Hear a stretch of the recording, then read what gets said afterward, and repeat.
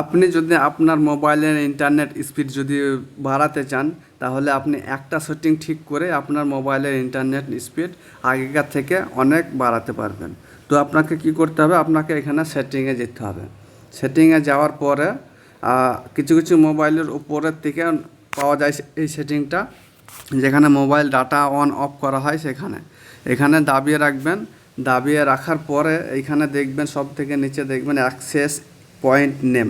এইখানে access point নেমে click করে এখানে আপনাকে এপিএন সেটিং ঠিক করে নিতে হবে। এপিএন সেটিং ঠিক করলে আপনার মোবাইলের স্পিড আগেকার থেকে বেরিয়ে যাবে। এখানে প্রথমে দেওয়া আছে এয়ারটেল জিপিআরএস।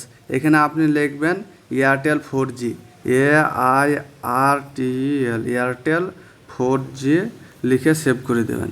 সেভ করার পরে এইখানে আর একটা অপশান আছে, এইখানে এপিএন প্রোটোকল। এইখানে এসে আপনাকে এই যে নিচেটা আছে এটা ক্লিক করে দেবেন। ক্লিক করার পরে এখানে দেওয়া আছে ব্যারিয়ারে আপনি এই যে ওপরের যে অপশানটা আছে এই অপশানটাতে ক্লিক করে দেবেন। আপনার যদি খালি থাকে এটা ক্লিক করে দেবেন, দিয়ে সেভ করে দেবেন। এপিএন সেটিং সেভ হয়ে গেলে আপনার মোবাইলের ইন্টারনেট স্পিড আগেকার থেকে অনেক বেড়ে যাবে।